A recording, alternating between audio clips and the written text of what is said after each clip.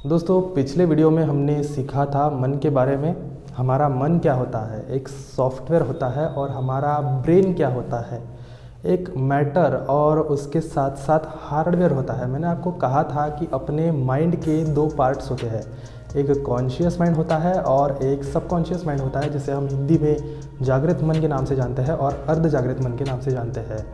आज के इस वीडियो में हम इस दोनों माइंड के बारे में गहराई से डिस्कस करेंगे। मेरा नाम वेदांत है और मैं आप सभी का दिल से स्वागत करता हूं मेरे इस यूट्यूब चैनल के नए और शानदार वीडियो में। दोस्तों मैं यहाँ पर एक बात बता दूं कि अपना जो कॉन्शियस माइंड होता है, जिसे हम जागृत मन कहते हैं, उसके पास ना सिर्फ 10% पावर होती है, और जो अपना सबकॉन्शियस माइंड मतलब अर्ध जागृत मन है, उसके पास 90% पावर होती है। जबकि अभी तक आपने सिर्फ जागृत मन की शक्तियों को समझा, उसका इस्तेमाल किया, और जानने वाली बात यह है कि उसका भी आपने सिर्फ 10% ही इस्तेमाल किया। जबकि आपके पास 90% वाला सबकॉन्शियस माइंड मतलब अर्ध जागृत मन था, उसके बारे में ना आपने कभी सोचा, ना उसके शक्तियों का इस्तेमाल किया। आज के इस वीडियो में हमारा ज़्यादा फोकस अर्ध जागृत मन और उसकी शक्तियों पर ही होने वाला है।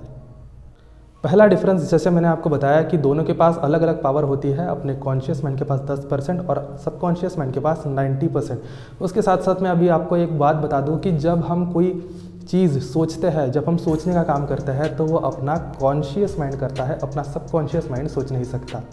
जब हम तर्क वितर्क लगाते हैं तो वो अपना कॉन्शियस माइंड लगाता है, अपना सबकॉन्शियस माइंड तर्क नहीं लगाता। क्यों, कहा, कैसे, ये सारे सवाल जवाब करना, डाउट करना, ये अपना कॉन्शियस माइंड करता है। सबकॉन्शियस माइंड सवाल जवाब नहीं कर सकता। दोस्तों इसके साथ साथ जान लेते हैं कि ये जो अपने दो माइंड है, कॉन्शियस और सबकॉन्शियस माइंड, ये काम कब करते हैं। पहले कॉन्शियस माइंड, जिसको हम जागृत मन कहते हैं। जागृत मन जैसे इसका नाम है, जब हम जागृत अवस्था में होते हैं, जब हम कॉन्शियस स्टेट में होते हैं, तब ये माइंड काम करता है। अगर हम जब रात को सोते हैं या फिर हम दिन में सोते हैं, तब ये जो कॉन्शियस माइंड होता है, ये काम करना अपना बंद कर देता है। जबकि एक साइड में अपना सबकॉन्शियस माइंड मतलब अर्ध जागृत मन 24 घंटे काम करता है। मैं आपको एक बात और बताता हूँ कि अपना जो कॉन्शियस माइंड होता है, उसको एनालिटिक माइंड के नाम से जाने जाते हैं, और अपना जो सबकॉन्शियस माइंड है, उसको क्रिएटिव माइंड के नाम से जानते हैं। दोस्तों हम सब गोल सेट करते हैं। बताया जाए तो हम सपने देखते हैं, तो जब हम सपने देखते हैं वो अपने जागृत मन से देखते हैं। पर अभी आप बोलेंगे कि मैंने कहा था जागृत मन तब काम करना बंद कर देता है जब हम सो जाते हैं। पर मैं उन सपनों की बात नहीं कर रहा हूँ जो रात में देखे जाते हैं। मैं उन सपनों की बात कर रहा हूँ जो दिन में खुली आंखों से देखे जाते हैं। और उन्हीं सपनों को पूरा करने के लिए हमें जो मदद करता है, वो और कोई नहीं तो अपना सबकॉन्शियस माइंड मतलब अर्ध जागृत मन होता है। दोस्तों उसके साथ साथ जानते हैं कि ये दोनों मन का ना रिलेशन क्या है। मैं बताता हूँ। जो जागृत मन होता है ना, वो बॉस होता है, मतलब अपना कॉन्शियस माइंड बॉस होता है, और जो सबकॉन्शियस माइंड है ना, वो सर्वेंट मतलब सेवक होता है। थोड़ी चौंका देने वाली बात है कि जिसके पास 10% पावर है वो बॉस है, और जिसके पास 90% पावर है वो एक सेवक है। ठीक है, चलिए इस बात को एक्सेप्ट करके हम नेक्स्ट पॉइंट पर आते हैं। तो बॉस का काम क्या होता है? जनरली बॉस का काम हुक्म करना होता है, और सेवक का काम क्या होता है? बॉस ने मांगी हुई चीज़ उसके सामने पेश करना। तो ये सब इतनी सिंपल बात है। तो यहाँ पर प्रॉब्लम क्या है? लोग निसफल क्यों है? लोग क्यों दुखी है? आइए जानते हैं। इसके 3 कारण हैं। कारण नंबर पहला, बॉस को यही नहीं पता होता कि उसके पास एक पावरफुल सर्वेंट है। कारण नंबर दूसरा, बॉस को ये नहीं पता होता कि मैंने उस सर्वेंट को कैसे काम देना है। और कारण नंबर तीसरा, बॉस को ये नहीं पता होता कि मैंने उस सर्वेंट को क्या काम देना है। आज आपको यही पता चल जाएगा कि आपके पास जो पावरफुल सेवक है, उससे क्या मांगना है और कैसे मांगना है। कारण नंबर पहला, बॉस को ये नहीं पता होता कि मेरे पास 90% पावर वाला एक बहुत अच्छा सेवक है। दूसरा कि बॉस को ये नहीं पता होता कि उस सेवक को काम कैसे देना है। और तीसरा, वह सबसे इम्पॉर्टेंट, कि सेवक को काम देना है तो वो कौन सा काम देना है।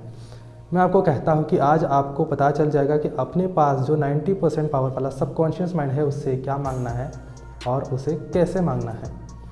दोस्तों हम सब प्लानिंग करते हैं ना, हम सब प्लानिंग करते हैं। वो मैं आपको बताता हूँ कि वो भी 2 टाइप की होती है। एक कॉन्शियस माइंड से की हुई नॉर्मल प्लानिंग, जैसे कहाँ जाना है, किससे मिलना है, क्या खाना पीना है, ये। और एक सबकॉन्शियस माइंड से की गई बहुत ही गहरी प्लानिंग होती है। अब इसके साथ एक और बात जान लीजिए कि जो अपना कॉन्शियस माइंड होता है उसे ह्यूमन माइंड कहते हैं, और जो अपना सबकॉन्शियस माइंड मतलब अर्ध जागृत मन होता है उसे डिवाइन माइंड कहते हैं, मानवीय मन और देवी मन। समझ लीजिए, मानवीय मन कोई प्लानिंग करेगा तो वो मानवीय प्लानिंग होगी, मतलब ह्यूमन माइंड से की गई नॉर्मल प्लानिंग। और एक तरफ देवी मन मतलब अपना डिवाइन माइंड जो प्लानिंग करेगा उसे डिवाइन प्लानिंग कहा जाएगा। डिवाइन प्लानिंग अगर मैं इस वीडियो में एक फिनोमिना आपको एक्सप्लेन करूँ तो अपने अर्ध जागृत मन में मतलब अपने सबकॉन्शियस माइंड में गहराई से की गई प्लानिंग को हम डिवाइन प्लानिंग यहाँ पर कहेंगे।